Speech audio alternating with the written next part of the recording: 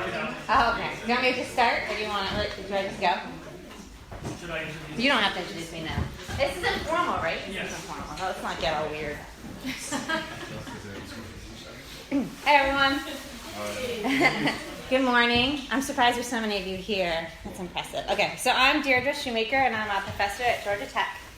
And since we have such nice boards, I changed the lectures I sent out to you, which was more mathematical than the one I'm going to give today.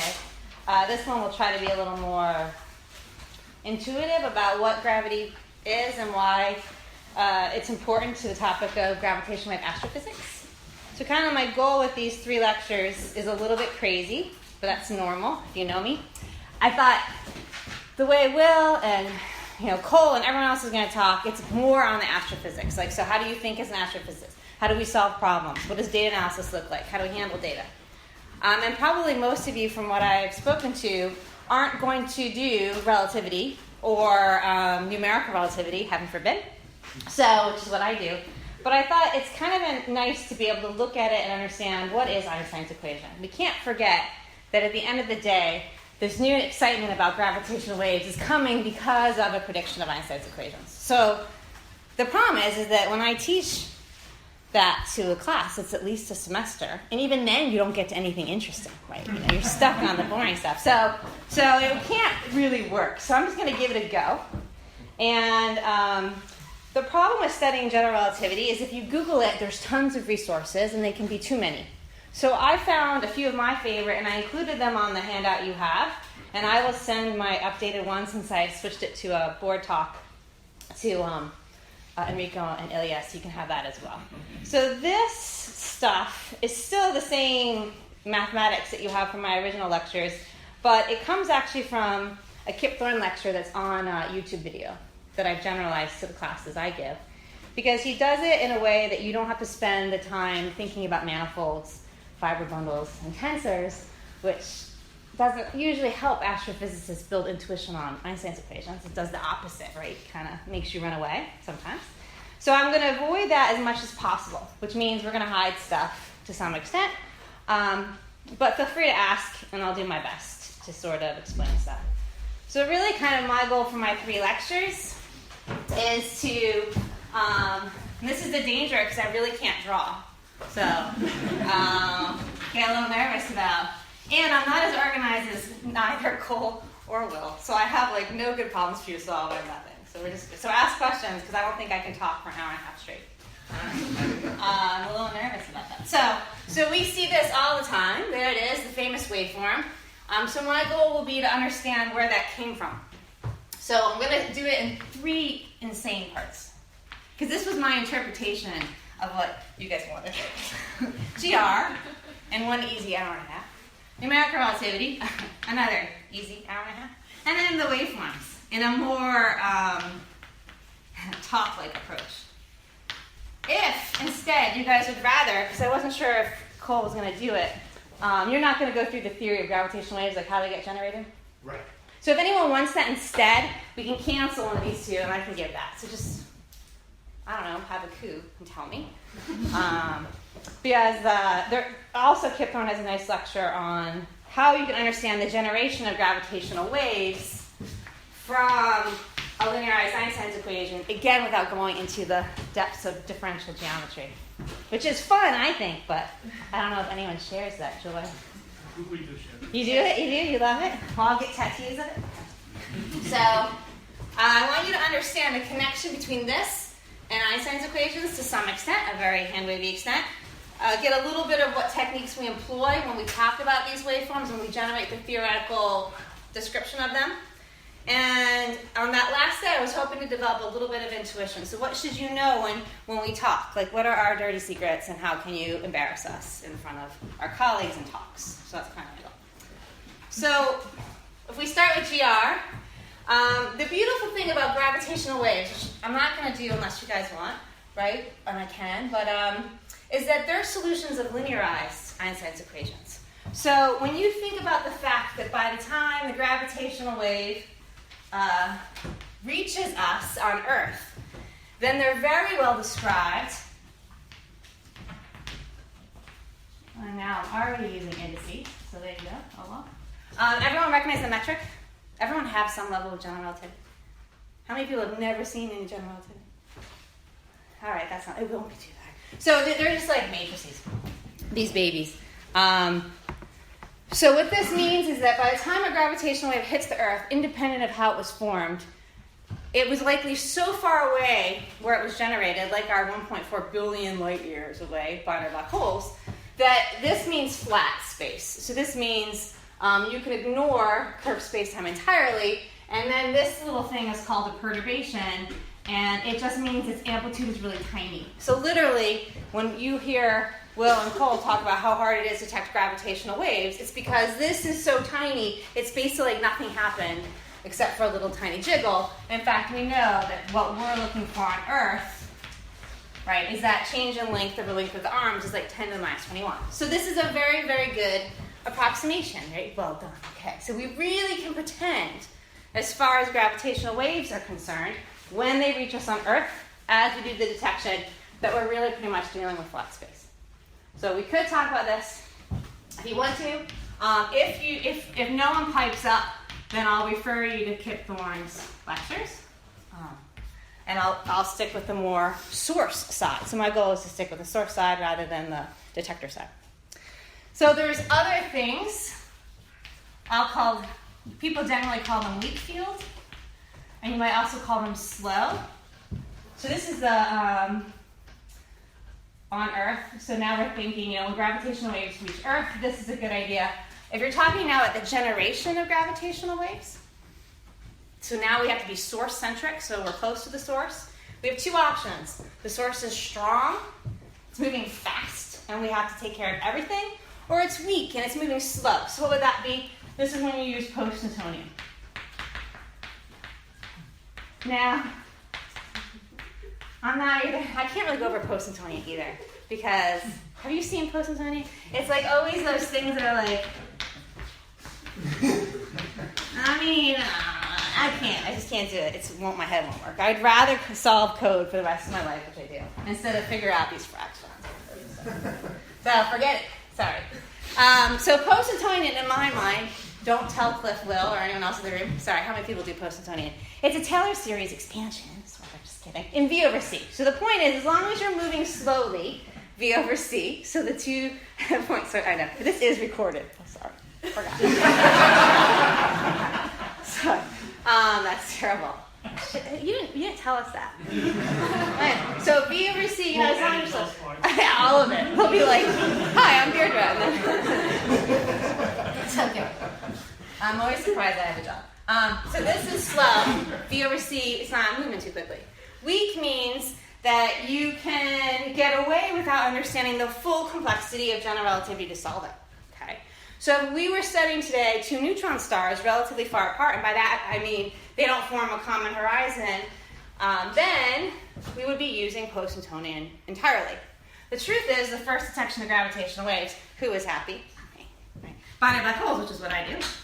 So binary black holes, when they merge, right, this part, this is nonlinear, and you can't get away with anything, right? So you do the full solution of general relativity. So I'm going to do that, because that's what I do with you guys today a little bit. But I'm going to cheat, and I'm going to only use G mu nu equals 0. So this is Einstein's equations. We like to make it look really simple, and then pretend it's always that simple. But usually, right, this is 8 pi T mu nu. So this would be, this G, capital G is the Einstein tensor. Little g is the metric. Little g, more or less, is a solution of big G. It's like its baby. Oh, God. Anyway, so this is saying, and these mu's and mu's, for those of you who've never seen them, we typically have them run over, you can think of this as t, x, y, and z, space and time, right? So first you generalize from your world of Euclidean geometry, right, where everything's happy, a triangle at all the angles add up to 180, you add space-time, things start getting curved, and everything blows up. So we use mu and mu's to, we use any Greek symbol to run over space and time indices. That's usually the norm. And so this is a solution that says this is the geometry of my space-time. So one of the key differences between any other field of science you learn in general relativity is in general relativity, we have to solve for the geometry and the dynamics. If you do E&M or quantum mechanics or something else, you typically have the geometry laid out before you and you're only solving in that arena. So the reason why general relativity is hard is we don't even know our geometry. Okay, so this is what makes it a bit of a catch-22. And these equations give us both. If you set it equal to 0, it means we're doing the vacuum equations. Okay, so binary black holes are a solution of the vacuum equation. Obviously, black holes were born somehow as a star. I mean, tons of people in this room will tell you about that much better than I can. But you can treat them as a vacuum solution, forgetting about the way the black holes were formed, and it's perfectly valid. So when we look at something like the first 3 gravitational wave detections, these things, as far as we can tell by the accuracy of our experiment, are solutions of the vacuum Einstein's equations for 2 black holes merging. So I'm going to focus here, full GR, and that's why my focus goes through what I do, numeric relativity, which solves the Einstein's equations, and then to waveforms, whatever that means. And Jonathan Guerra is going to fill in the blanks. I'm just kidding. He's not even here, right? So I can totally say that. Tell him I said he will answer all your questions. So I feel like I'm going to insult some people's intelligence, and I apologize, but for me, the number one goal of an hour and a half of general relativity is to get a physical sense of what we mean by this equation. And we don't want to do that by spending all our time talking about parallel transport and Lie derivatives and all that business. So we're going to do it by understanding what it means to have lines not be parallel, right? Geodesic deviation. So the whole point of ignoring the TMU is a bit problematic because this is the equation that tells you, right, that matter and energy tell spacetime how to curve, and geometry tells spacetime how to, all this business. It doesn't matter how to move, that's the curvature part. So instead, we're only going to treat it like curvature because it's good enough for today's gravitational wave astronomy. So the key thing, and this is mostly Kip, right? I didn't invent all this stuff, is to understand the difference between, use the curvature of the Earth when you deal with that as like an actual curvature, a curved sphere, to motivate why we need a curved spacetime approach. You don't have to use a curved spacetime approach to have a gravitational field, but it certainly has been the most powerful way of interpreting gravity and consistent with Einstein's vision. So in my notes, I say jump from the table while throwing an eraser. I'm not going to do it because I don't want to test Copenhagen's healthcare that much. But in principle, the idea, right, the famous idea, and one of the most important concepts you learn in general relativity is the concept of principle of equivalence, right? So the eraser's no good. But anyway, if you jump from the table and drop something, we would look like we're falling at the same rate for a second. So if I look at the eraser, he and I, if we look at each other, would think we're a straight line. What? It's a he. Apparently that's what I also said. And he's looking at me and thinking, I have lots of issues. Sometimes I say my dog and I jump and people get upset with me. So I left my dog on the table. So the whole point there is if you jump from it, if you throw something, it goes like an arc, right? A parabola. But if you and the thing both jump, then you would see a straight line path. And this is what we call a local inertial frame.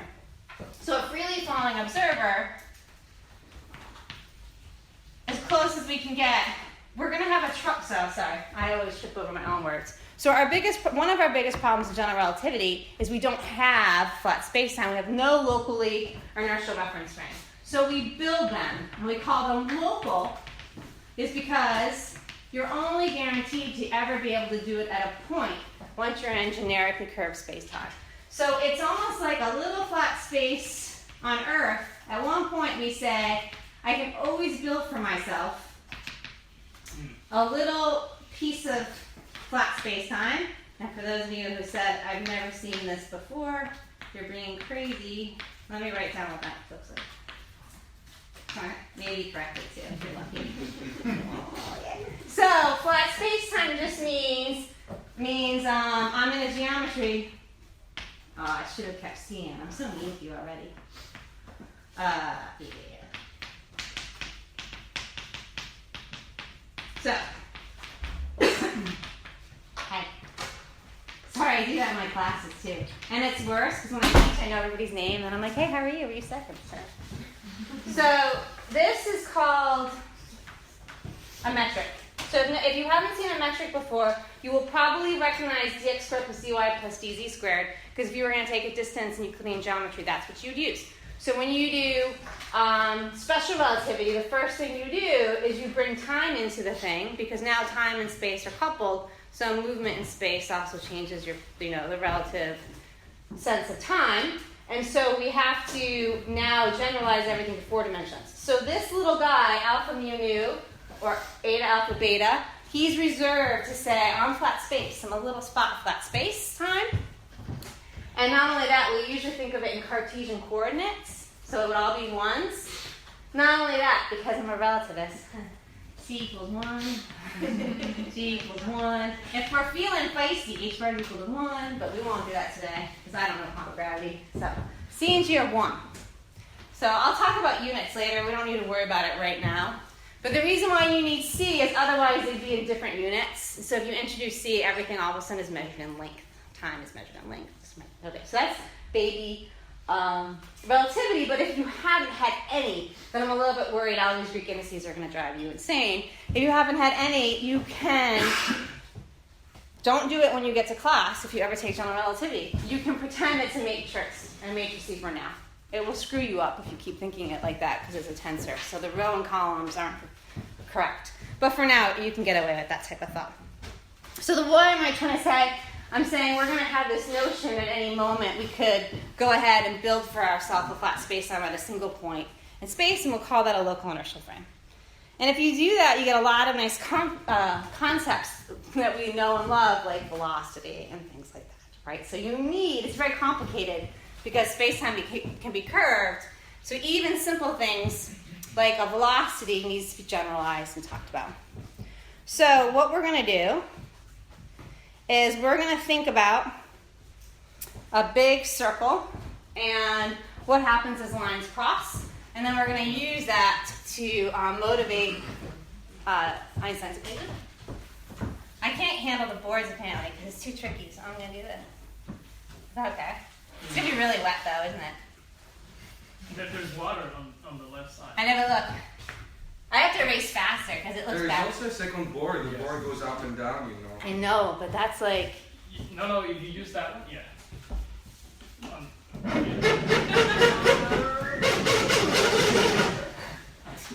Oh no, it's too complicated. I'm a theorist. You guys can't maybe do stuff like that. That doesn't work. It's going to come down. Is that what I wanted to do? Well, you can write there. I'll be using a computer tomorrow because I'm like...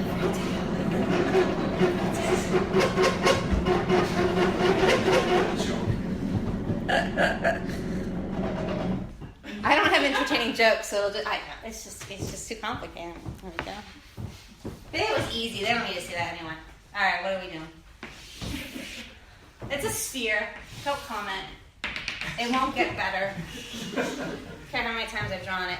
So we're gonna use our intuition on the surface of a sphere. Now the tricky bit is that when we do this, we're lying because the whole point of general relativity is we do not have to embed a space-time to understand it. So when we use this type of analogy to understand curved space-time, you have to remember that here we are, these big 3D beings, and we can look at the surface of the sphere and we say, yeah, I understand this curvature. That's an embedding diagram. It's why you see diagrams like this that drive me nuts. Right? Everyone recognize this diagram? For a black hole? Have you ever given a public lecture with those? How come you say a black hole is in the center of the galaxy? Obviously the center of the galaxy is here, right? You can't orbit this. Right? This is an embedding diagram.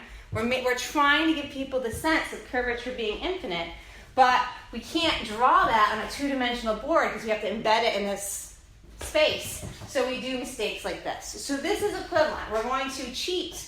And you have to remember you're cheating because otherwise you'll start believing your own craziness. And this is an embedding diagram. It's a representation of a black hole on a two-dimensional flat surface. It's not the way they really are. So here's ours embedding. We're going to look at the surface of the sphere, and we understand that if we started here, we asked ourselves what are parallel lines, we would run into trouble. So if we start out here, and we want to get to the equator, and we go on parallel lines, then, you know, this will be exaggerated because I can't draw. We would end up crossing. So we started here, and we walked to the equator, obviously we would start crossing. We all understand that. Unless you're a flat earther, which we have in the United States. I don't know if you have them here. Anyway, and I'm like, they've never traveled on a plane. But anyway, so we're not going to invoke that. We're going to say we understand this is a curved sphere. Okay. So cross is due to curvature, and we all have that in our minds. We understand that a cross is due to curvature, so everything's hunky-dory. So what we're going to do is we're going to say that Einstein says, why do we need to invoke all these forces and other things to explain why things behave the way they do because of gravity, when we can just use the same idea, it's just curvature. Okay. So Einstein asserts that this is what, curvature, I mean, I can speak and write. Actually, I can't at the same time. That curvature causes free particles to cross. A free particle just means we're dealing with no other forces than gravity. So we're not going to add anything else in the picture. We're going to ignore E and M, any other type of thing that might cause forces. You can add it, it's just why complicate it. So that's the whole point of general relativity. You could almost stop here. Everything else is understanding the ramifications of that and building a mathematical framework for which you can solve problems, which is the hard part. So we'll do this, and that's just one feature of a space-time curvature. So we need a description, and the way you understand that description most easily is by doing it in Newtonian physics, fancying it up a little bit with some indices, and then generalizing it to general relativity. So that's kind of my goal. So we go to old Newton.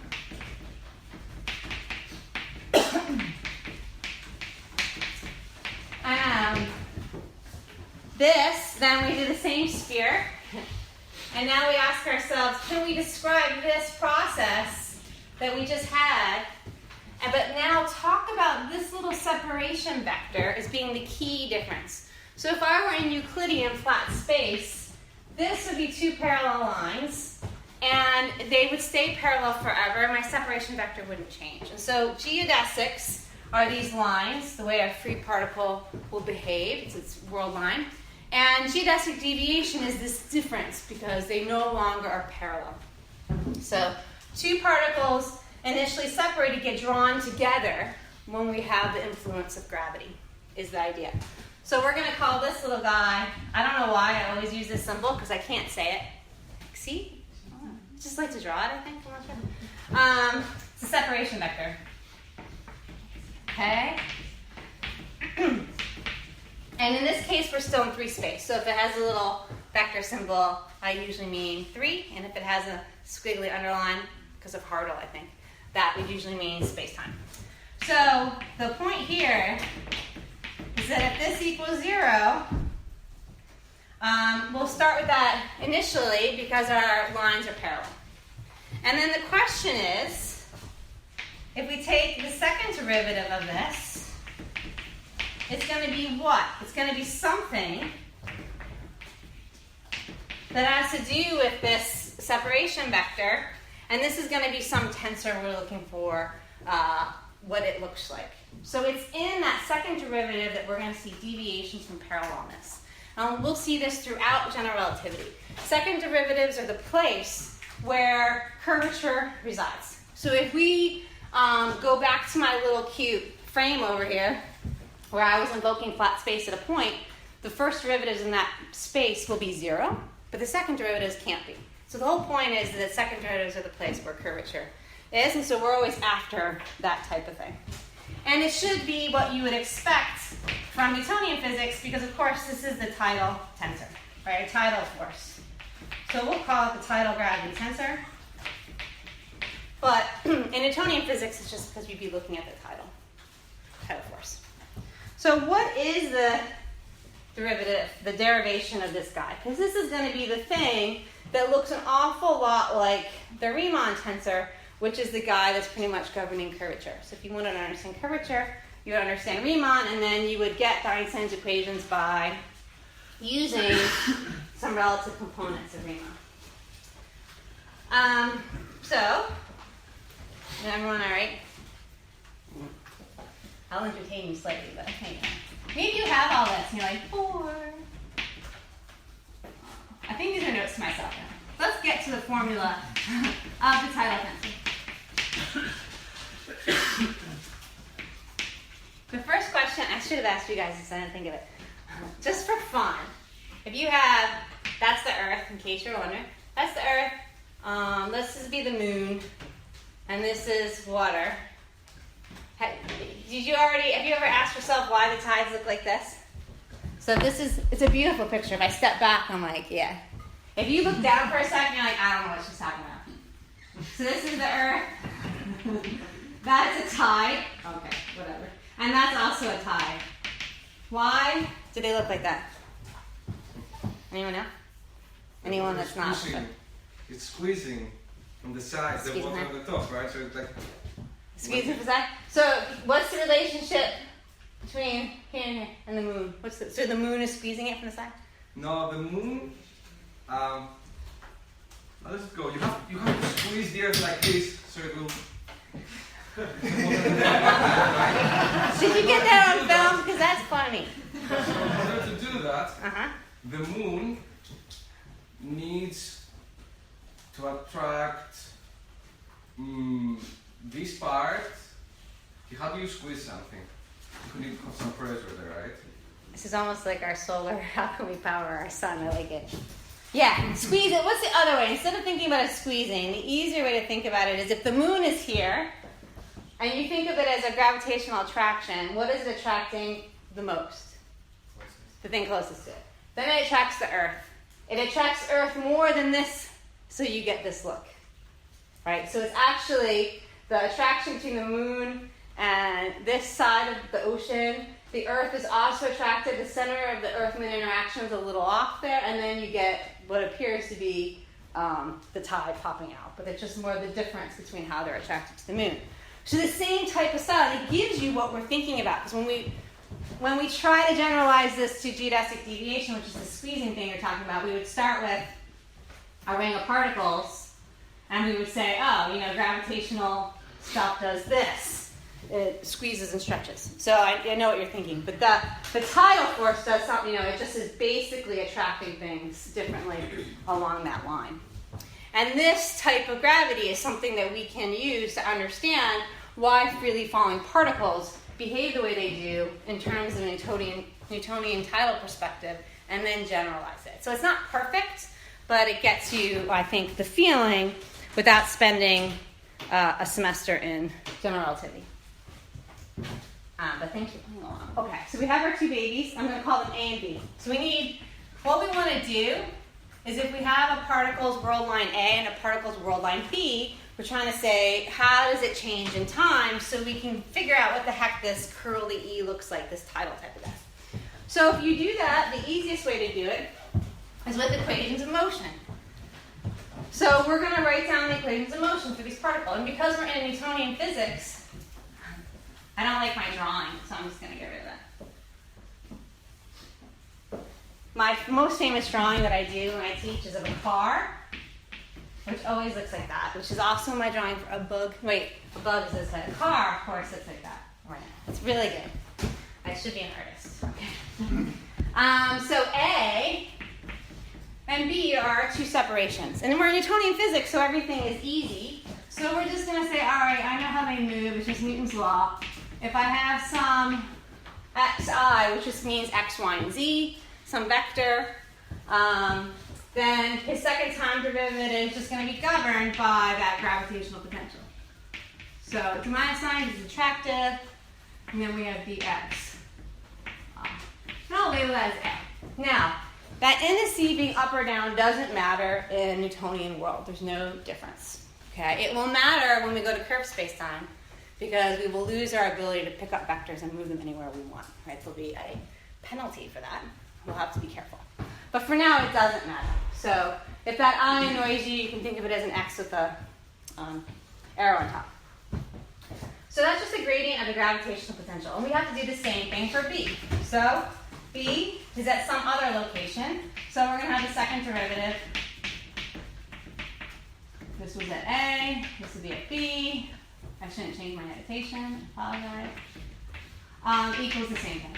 And then all we have to do is rewrite this in terms of the separation vector, and we're done. So if I call that separation, well, I'll be consistent. Xi will be xi at A minus xi at B. Then we're set. And so now we can rewrite the separation. It's just the second derivative phi with respect to our coordinates along some direction. All right. This is the equation of tidal gravity and Newtonian potential. I wrote it in terms of these indices because then it's easier to understand why it will look similar in general relativity, because we have to do everything with indices in general relativity. Otherwise, you'll be miserable. Because your hand will hurt from writing everything down. So what we have done is we've chosen a coordinate system x, in which we are only concerned with x, y, z. We have looked at how the paths of A and B change in time. We have talked about their separation vector as being c. So that's just the difference from xi, the two coordinates, the two physical locations. And then generalized, you should be able to show yourself if you take the separation, you'll be able to resolve it in terms of this guy. If you can't see that out, I can help you if you want to try to make this, like once you do this calculation and then solve it for C. So this is tidal gravity, Newtonian tidal gravity, and not a bad representation of curvature. And what we will do is we'll call this guy, this curly E that we're looking for, and we expected him to depend on the separation as he does, right? We expect that, and the gravitational potential, so that makes sense. So if I were going to look at this E tensor in the Newtonian way, I would say that what I've done is this guy, a tidal tensor, is just the second derivative of our gravitational potential. Whoops, I switched indices on you. Dx. Okay. So J's and K's are just numbering x, y, z. Okay. So this tensor, because it's rank 2, you can still think of it as a matrix, and you're just labeling. You're just cheating in a nice, easy way, so you don't have to write down 16 equations. Right? That's why we use this notation, because our hands hurt. I do it once when I teach because I have to prove it. And then by the end, they all swear to me they're like index notation. For a while, they hate me. That's okay. You don't have time to overcome that yourself, so I'll just tell you hate me and won't mind later. We're summing on J. Yeah, so here we summed on, oh yeah, I made a mistake, please. I always make a mistake too, that's the terrible part. I'm not clever with my indices sometimes. Yes, thank you. It's already happening. This is exactly how my teaching goes. It's terrible. No matter how hard So what is he talking about? Anyone know what that mistake was, right? You all know? So in this notation, whatever indice I have on the left-hand side free has to be the same as on the right-hand side, or I'm just doing bobbledygook. Like, it won't make any sense. So the way to figure it out is to try to write it down in X, Y, Z, and if you can't figure out the roadmap, then I've made a mistake. So this has got to be the same as over here, otherwise it will make a mistake, and these K's go together. So they sum. So that means here would mean dx, cx, dy, cy, pz, cy. Okay, is that better? Sorry, thank you. I always have someone helpful in my classes too, because I have to figure out all my mistakes. Okay, so what we want to do is generalize this. So the first thing we have to do is be able to write this down as a space-time vector. So we're going to have time in there. We're not going to be able to use t, because t is a coordinate time. We use proper time. So proper time is the clock you carry yourself, the particle's clock. So that's what we'll refer to instead of this coordinate time t. And so we'll start with some trajectory, and then our biggest hurdle is going to be asking ourselves, how the heck do you take a derivative in curved spacetime? This is really the challenge. This is why there's a differential geometry, right? The problem in curved spacetime is that it's a surface of a potato, potentially. You can imagine yourself having a little vector on a surface of a potato, and you're at one point, and you want to subtract it from another vector. What do? You're going to carry it over the surface of the potato. It's going to be a different orientation. There's so many different ways you could do that we need a whole mathematical structure for figuring out how to carry vectors around the surface of a potato, or, the curvature of space-time, whatever. So that's the point of it. Oh, shoot. It's so scary. I got better.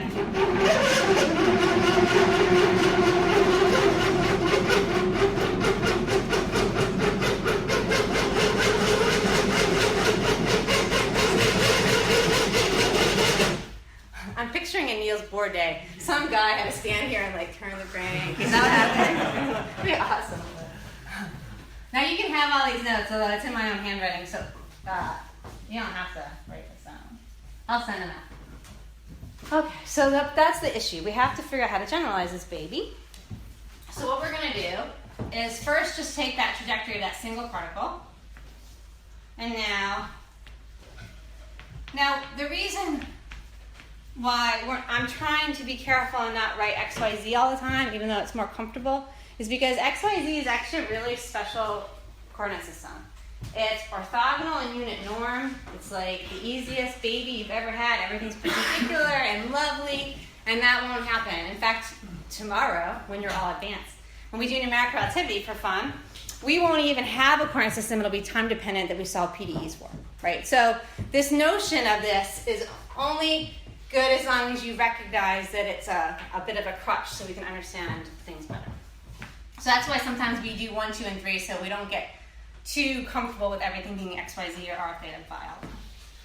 So let's just do a trajectory of a particle. And I think I want this to be time. So I'm going to call him x0 because we usually leave 0 to indicate time. That's just the habit. And then I'm going to have some particle.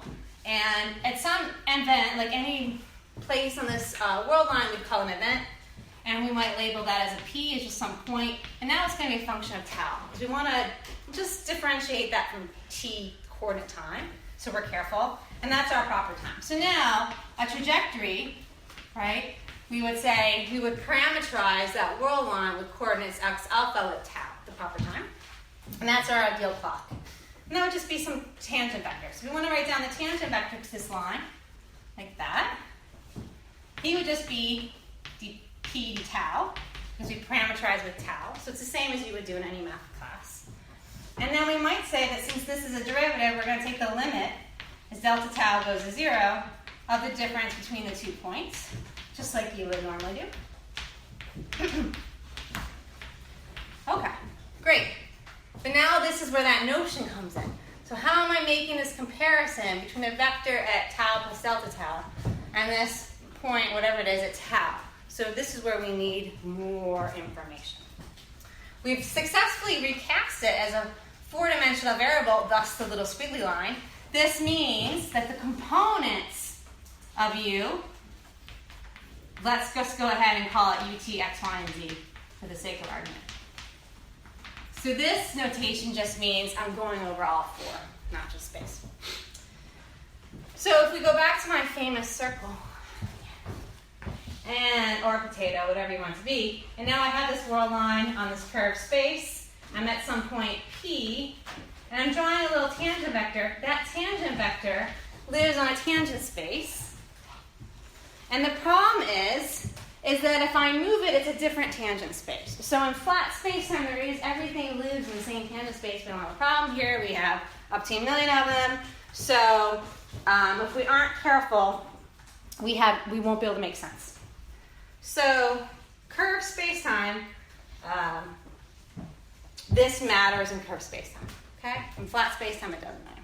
So what we want is we want to be able to describe this world line of a freely falling particle. In fact, we want to describe 2 world lines of freely falling particles, and so basically on the surface of the Earth.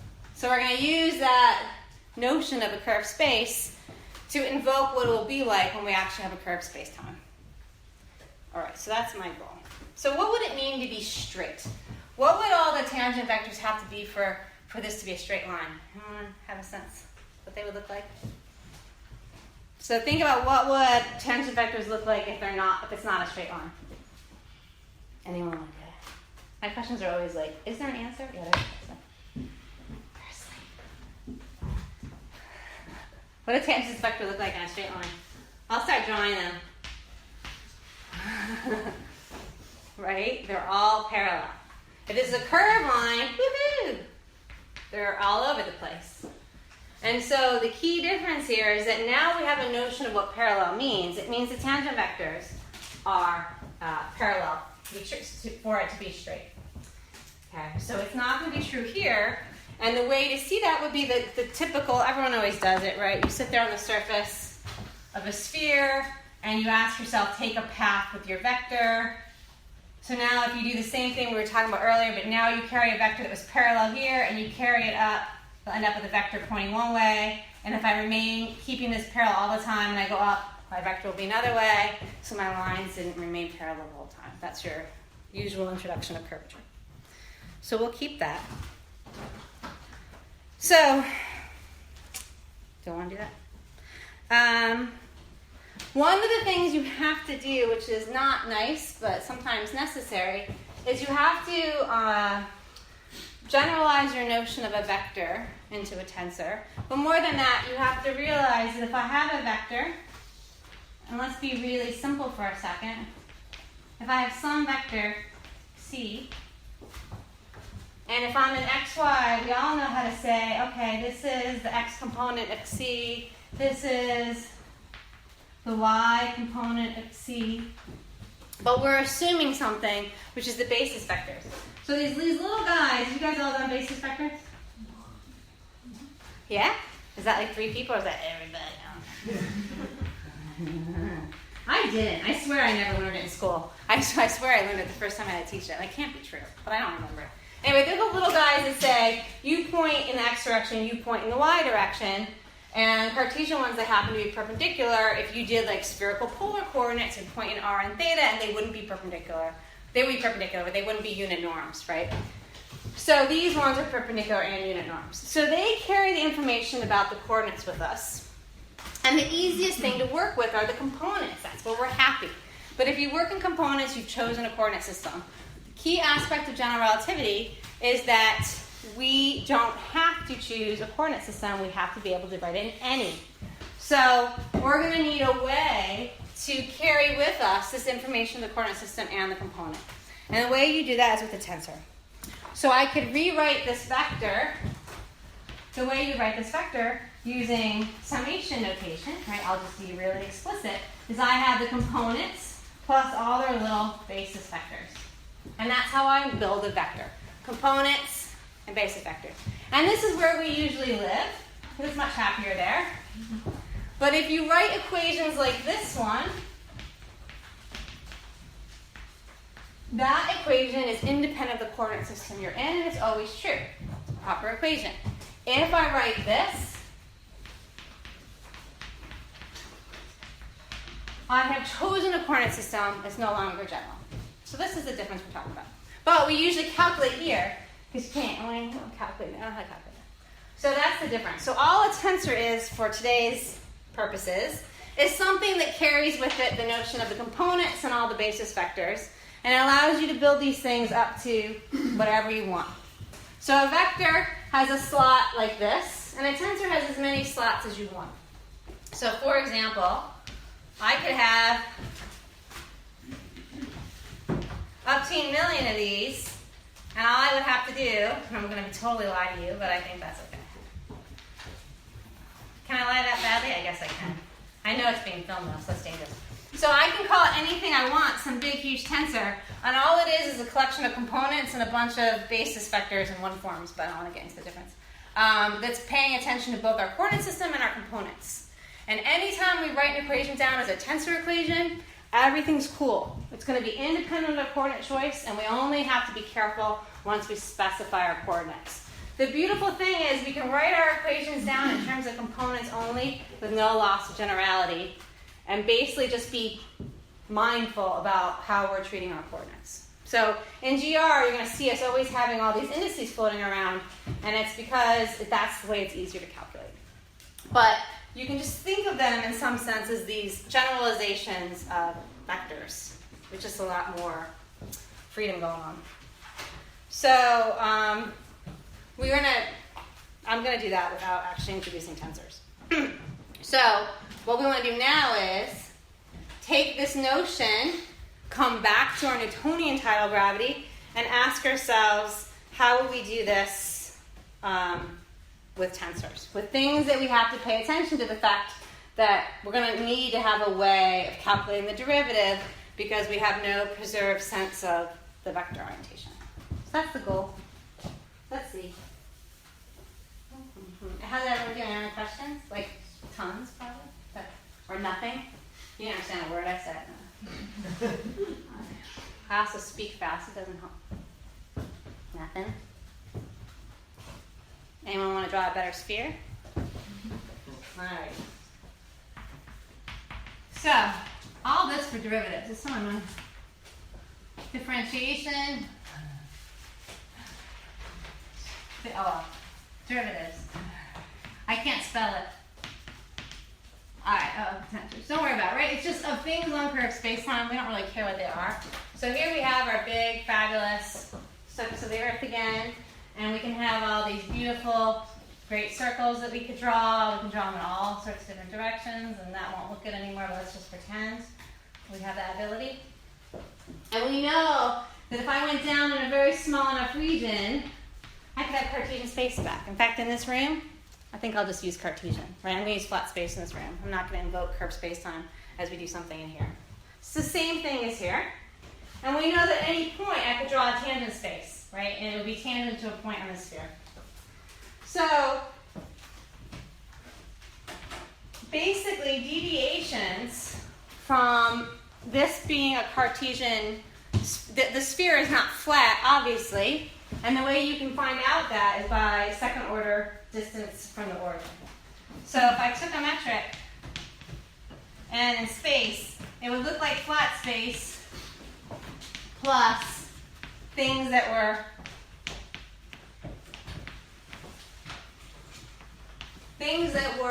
basically x squared away from the origin. So anywhere I am, if I said, man, I'm on this space, looks just like flat space, how far away would I have to go, and what would my deviations from flat space look like? It would look like flat space by plus things that are second order. So first order goes away. And that's where curvature resides. It's always that second order. So the curvature of Earth is a second order perturbation from flat space in some sense.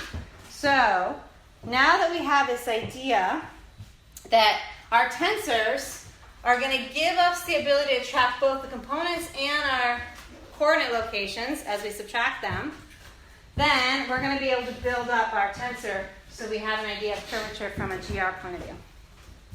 So our curvature, how's that T again? So if we're going to talk about this derivative now, we're going to have some tensor. He's going to have two slots, okay, because we're going to do a little subtraction. And we're going to call his derivative, we're going to give him a new symbol, right, his gradient type of symbol. His new derivative is going to be the limit. If some parameter goes to 0, let's call it s.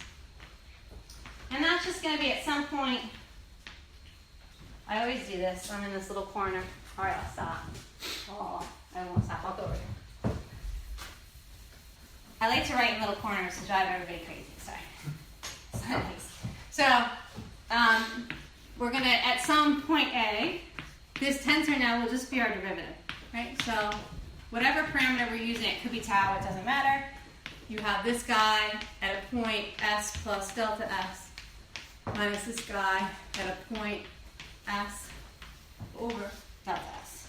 So it's the same exact thing we did before, except now I'm going to put a little symbol there, a little parallel line, and it means I know you haven't told me something where you have to pay attention to this vector when you move it. And that's where it's called parallel transport, and all it means is we're all going to agree on a prescription for how we move these vectors around on a curved space. And actually, that prescription that we're going to use is called the connection, and it's that Christoffel symbol, if anyone's seen it, right? That's the baby that we have to do that pays attention to all of our second derivatives of our metrics so that we carry them everything correctly.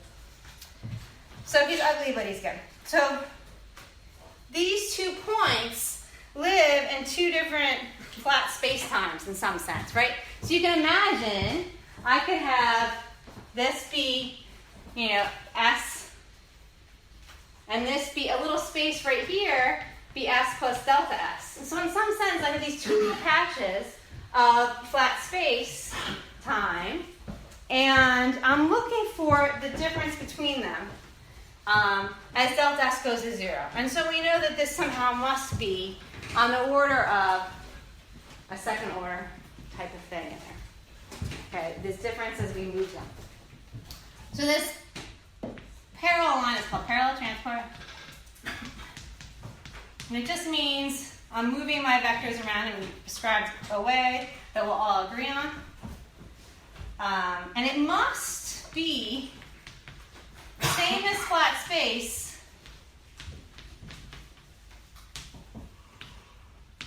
to first order. Because we said all along that we can only see the difference to second order. So first derivative and all that have to be able to disappear, or we would never come back to this notion of a local inertial frame.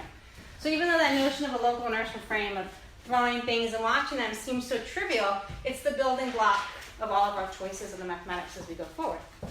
Okay. And it means the components of the tensor,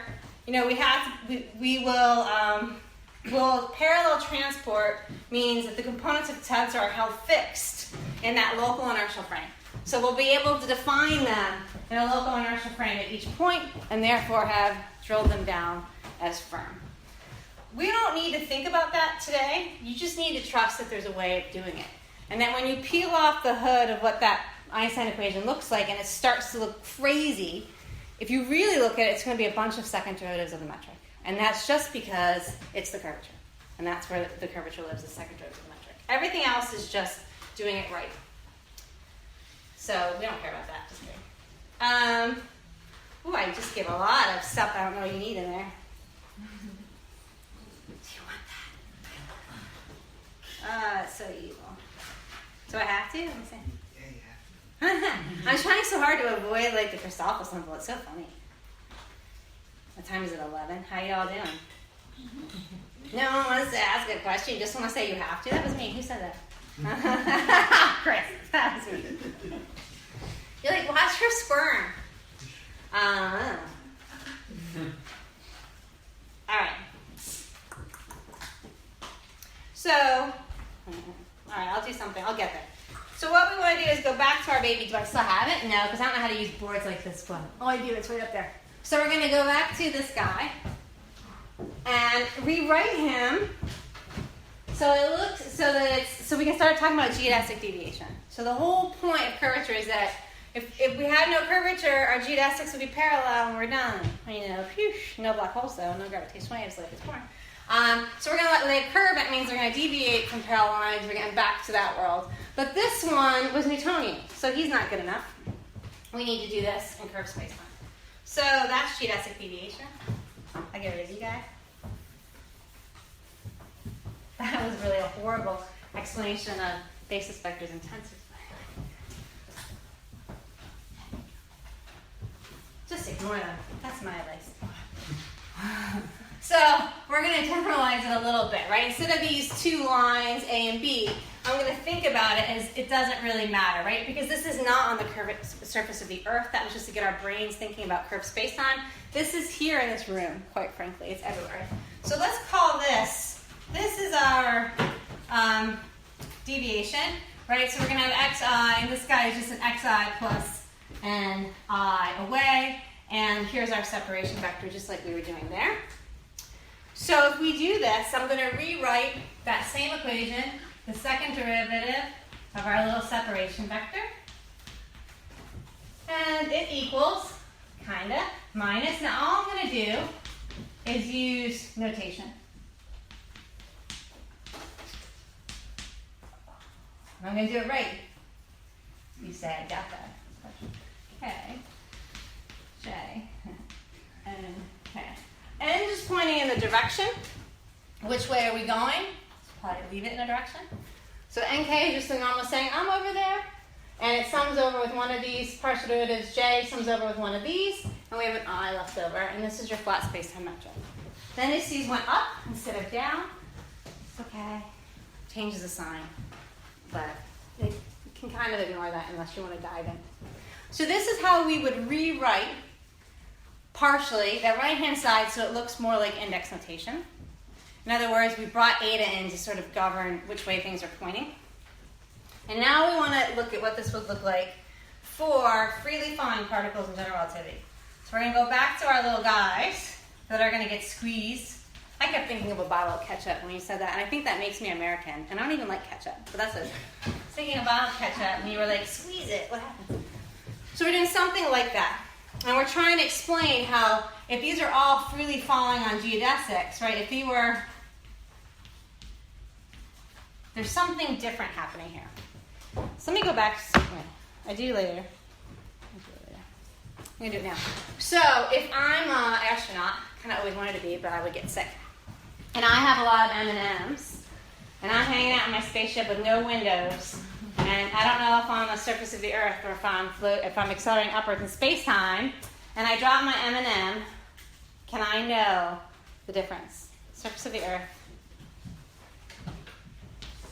Okay, you want to know what my rocket looks like. I know you're very excited. It's my rocket. There's a person, and M&M. Or rocket, person, M&M, but traveling. A equals acceleration due to gravity on Earth. Can you tell the difference? Depending on the separation of you and the M&M, I guess. You're right. Yes, it depends on the or yes, or you need another M&M. So if I let you have two, then you can start calculating the separation. But the principle of equivalence, and Einstein's principle of equivalence says there is no difference to a sufficiently small lab in a sufficiently small period of time. You can't tell the difference between acceleration and curvature, right? This is how everything starts in general relativity. Without this thought, you have nowhere to go because it's really hard to make calculations in curved spacetime before you have general relativity. So the principle of equivalence, and you know it's a principle, that means that we're going to use words like sufficiently small and sufficiently short, right? That's always a bit of a cheat. We'll talk about why these guys are right, that you could tell if you wait long enough. But if I'm in a small little rocket with an M&M, and I don't eat it for some reason, I can't, if I drop that M&M, it's just going to go like this.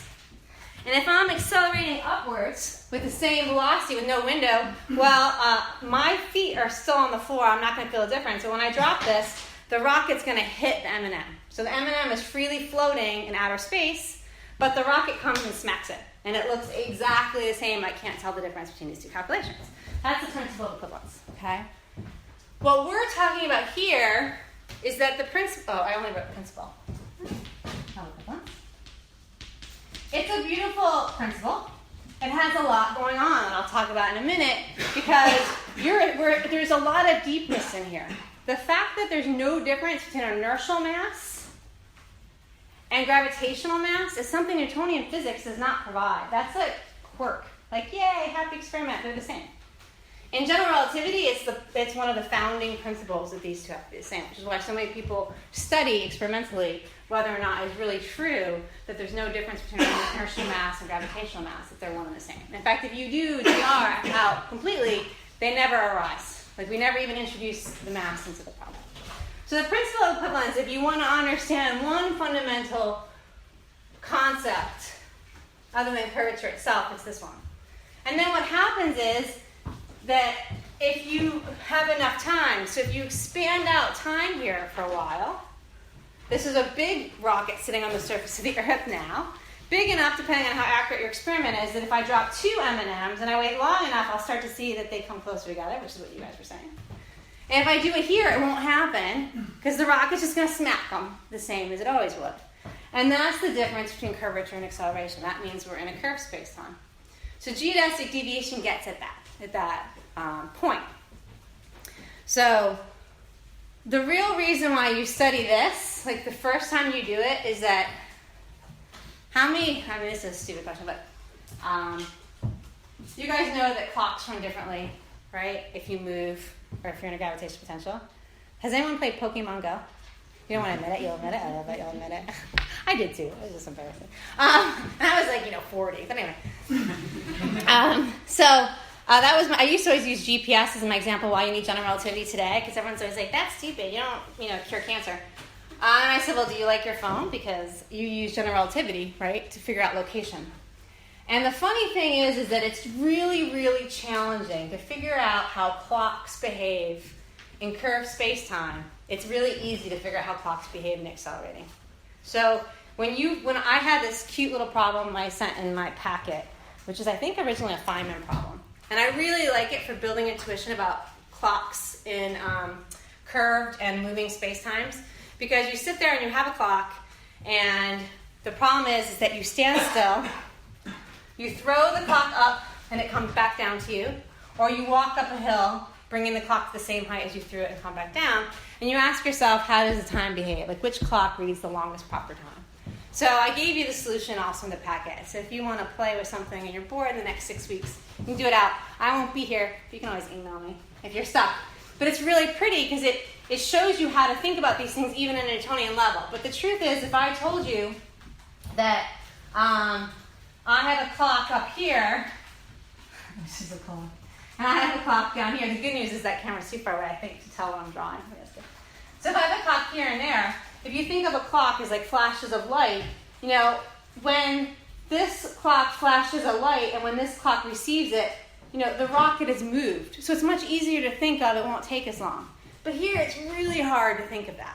And so this is when you want to use the principle of equivalence as an understanding of how time works. For us, I'm using it right now to show how these are not contradictory. The principle of equivalence and the fact that we do get geodesic deviation is not contradictory. It's that now we're allowing for the lab to exist long enough for these second-order effects to become measurable. Sorry, I love the principle of equivalence, so I get distracted by it. It's so easy to understand, unlike tensors and everything. So, all right. GR, how are we going to do it? I can't avoid it any longer. So, the joke is? Okay. So you said that they're not contradictory. But are they complementary? Like, which one of them is gravity? When did gravity come in? Okay, I know that gravity comes in probably when you put the extra gauge field to do your parallel transport. So I guess that's when you put gravity in, but you don't need the principle of equivalence for that? The principle of equivalence just allows you to generalize to curved space-time, to do Gedanken experiments in accelerating space-time. So they're the same. But in order to do this parallel transport, mathematically you need like a plane. Is it that it allows you to say that there is a plane where you can say it's... Yeah, so you allow yourself to have these tangent spaces. You have a methodology for carrying everything through them. It's called the connection. It's how you build up everything in your manifold. So when does gravity come in? Gravity comes in with the principle of equivalence? So all of the notion of pseudo-Riemannian geometry will exist without it being GR. It becomes GR when we make choices about how we're going to build our connection. So we're saying there's certain ways I'm going to ask my derivatives to behave in this curved spacetime, and that starts specifying I'm talking about GR and not just some other general... Okay, so you can do it in many ways. Absolutely. Let's say. But when we do GR, we need certain things to be true. We need to recover flat spacetime always. It's a very strong constraint on the types of wild ways you can make these connections. So you really start putting yourself into strict bounds because I have to actually be able to play ball here on the surface of the Earth. So we do get very strong indications of why we have to behave a certain way. And that's why you keep hearing me come back to that local inertial frame, because that's really how we're specifying what all this stuff looks like in a sea of where it could be anything, right? These metrics could be anything. So what we're going to have is we're going to have this generalization, right? So the problem is this makes no sense. So we need something else. That something else, I flipped them a lot. I already wrote it down. It's Nabla in LaTeX speak. Backspace Nabla. Okay. And what it is that it's, if I want to take the derivative, I don't have this in my notes, so I'm being maybe scary. It's the derivative with respect to any coordinate, just like you would have done, but partial derivative. and it's plus or minus depending on whether this is up or down. This famous connection that we keep talking about. Let me do it right. What do you have to be? You're beta. You have to be beta. You have to be alpha.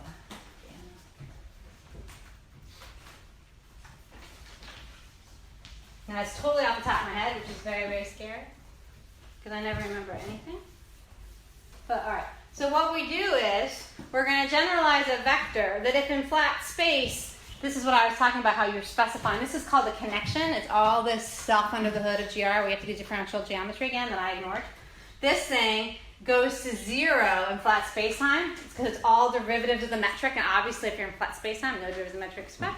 So it ends up being just a derivative again, and we're happy. But because we demand this type of criteria, we've made choices about the fact that we're in general relativity. So this is the way we're going to generalize a vector. I mean a derivative. Okay, so it's just like the derivative you knew and loved, but this Christoffel symbol, which is its name when you're in GR, Christoffel, or you can call him a connection coefficient, he has in him a bunch of derivatives of the metric. So if I wrote this out completely, it would just be second derivatives of the metric again. I mean, first derivatives of the metric again and again. So he's the one that's paying attention to the fact that not only do I have to have his components move around, but I have to have a specification of how my basis vectors are behaving. And I have to have a way of doing that. And this is one way. It's called a covariant derivative. Oh, I can't spell. And you can do it of any tensor, so these can be up and down all over the place. But he's only one step, right? We have tons. We have parallel transport. We have a covariant derivative. We have an awful lot of things under the hood that I'm not pulling up right now, right? So if I were to write down this guy, generalized, he would look like, what would he look like? Evil. He would look evil. All right. How about I just write down f equals ma? If I write a dx squared, now I'm going to write down this is alpha d tau squared equals minus gamma alpha. Oops.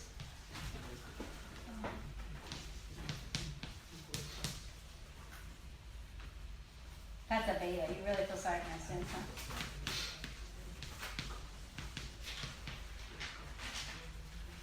All right. This is called the Giudetto equation.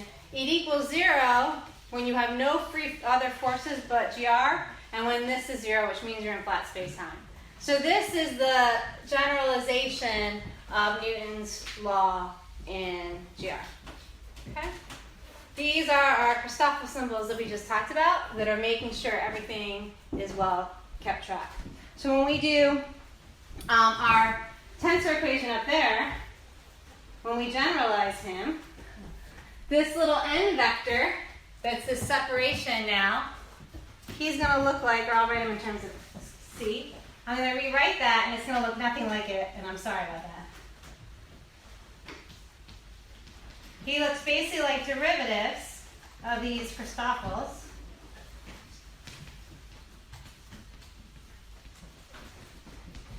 And there's a lot of them.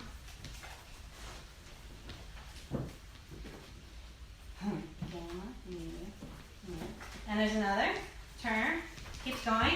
And then I have a bunch of 4 velocities. And this guy, this definition, I'm missing some terms here.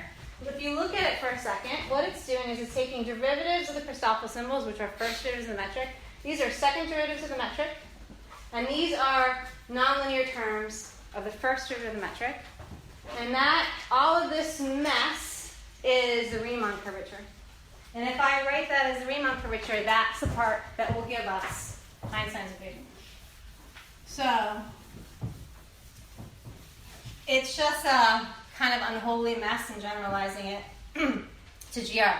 So that little equation I just wrote down, kind of rough, because I didn't do it completely, will be like this big tensor we call Riemann.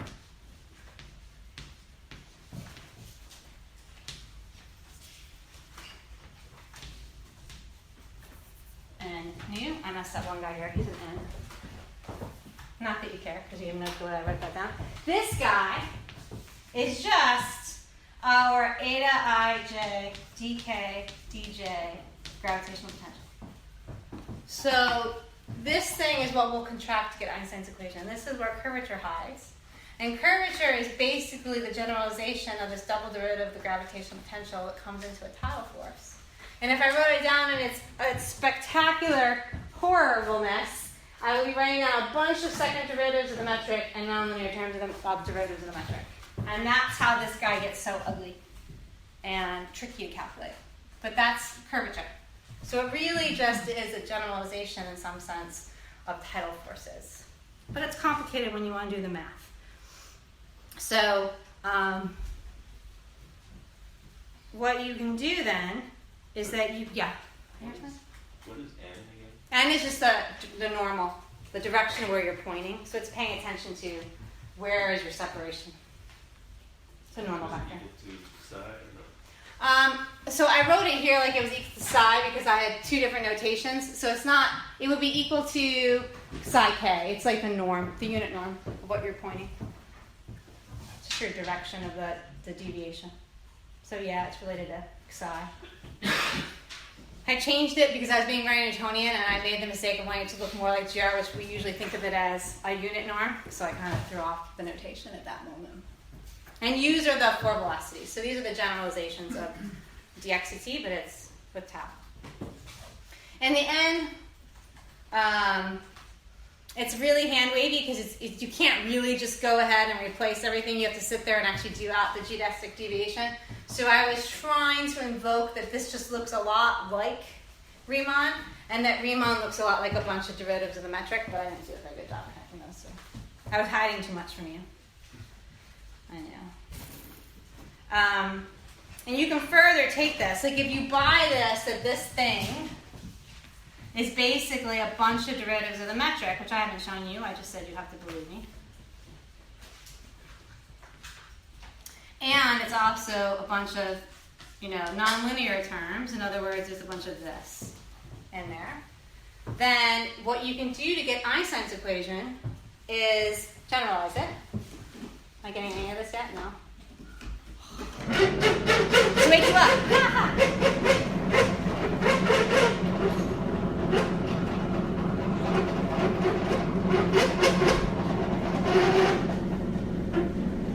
Oh, I'm hiding it too. I like it. Oh, look, it doesn't eat the eraser. Oh, they're so clever here. All right. So if you look at Poisson's equation, you can see Einstein's equations in it. Kind of.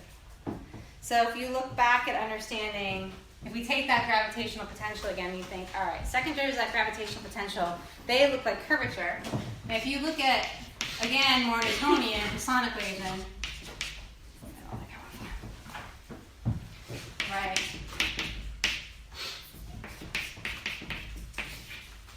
Where G is Newton's constant, which is why you can see we make it equal to 1, because it looks like awful like the Einstein tensor, but anyway.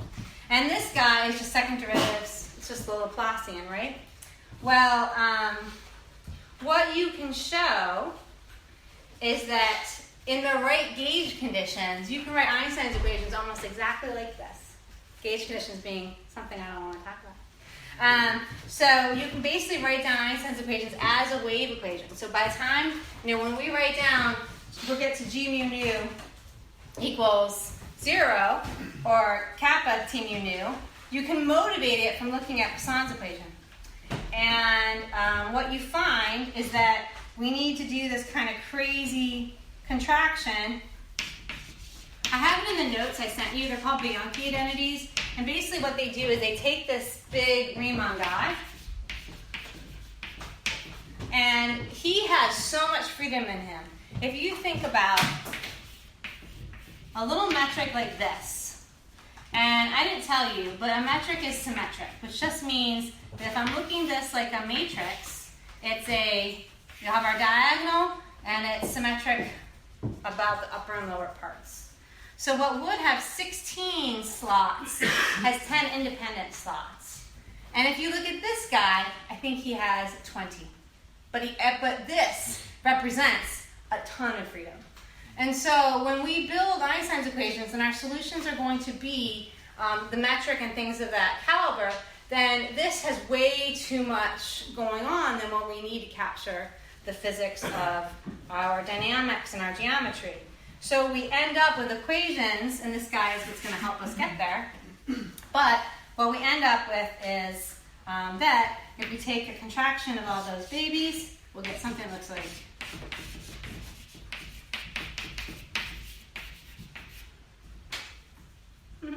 goodbye, matrices.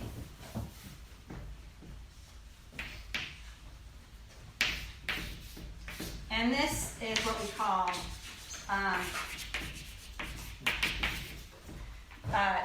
call the Einstein tensor.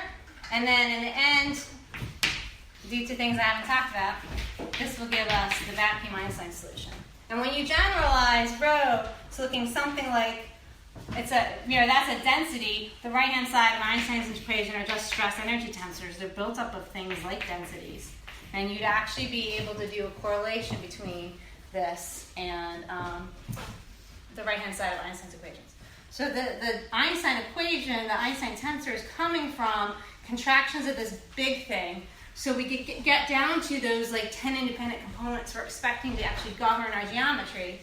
And so that's how you go from big baby that has something to do with the tidal deformation down to what we call Riemann. And then we get the Ricci tensor. So this was Riemann. If you want to name him, you can name him. This is Riemann. He has way too much going on, so we contract him down to Ricci. And then this is just a scalar version of it. And this is what Einstein's equations look like. This equals 0. So it's just derivatives of the metric, really, at the end of the day. Nothing else. And the real complexity comes in if you want to do something like a neutron star on the right-hand side. Because this is where you're going to have all the neutrinos, electromagnetism, everything. It's really, really hard. But in some way, the vacuum solution is absolutely simple. And when we study binary black holes, we're just studying this under a certain set of initial data. And all it's going to be are a bunch of second derivatives of the metric, in some sense. So it's actually, in my mind, not that complicated. Of course, I hid so much you have no clue what the R means. But anyway. Sorry about that. It's hard in an hour and a half. I know that it's hard to say, do you have any questions? Because you're probably like, what the hell? Why did you write this word? I know. Ignore him. It's how you build an Einstein equation. But I didn't get to it. But do you have generic questions that might be answerable? Anyone want to cry? From happiness. What? Cries of happiness. Yeah, sure. So you made a comment a couple times in a way that if you have a different theory of gravity, and obviously this is one of the things we're trying to look for when we're analyzing gravitational waves, that there are aspects of this that will change. You said this is a straightforward matter to say how. So is it just going to depend on the alternate theory of gravity? How much do you have to redo if you, for example, have an F of R or F of R D? So the way you redo it is you do go back to the action. So we didn't do it that way, but this was an analogy. So this isn't how Einstein didn't generalize tidal gravity to come up with it, right? So the way you would actually derive Einstein's equation is by doing almost like have you guys done least paths, where you take 2 points, you sit there and you use the action, you write down an action and you minimize it. So you write down an action, and so the way you generalize to different theories of gravity, including adding a cosmological constant, right? So if Einstein was famous for adding a cosmological constant to this equation, and that gave him, he didn't like this idea of his cosmology not being static at the time, right, famously. So he added a constant. You can do that also at the action level. So you can write down and generalize it that way. So when people do alternate theories of gravity, they actually don't come back to, they're very often to a connection and changing it at that level. They're usually changing it at the action level. So you're going to add different ways. So general relativity is actually the simplest. So when you write down GR, if I started from the Hilbert action, whatever action I want to take, or whatever Lagrangian I want to take, GR is the absolute simplest, and everything else is a complication on top of it.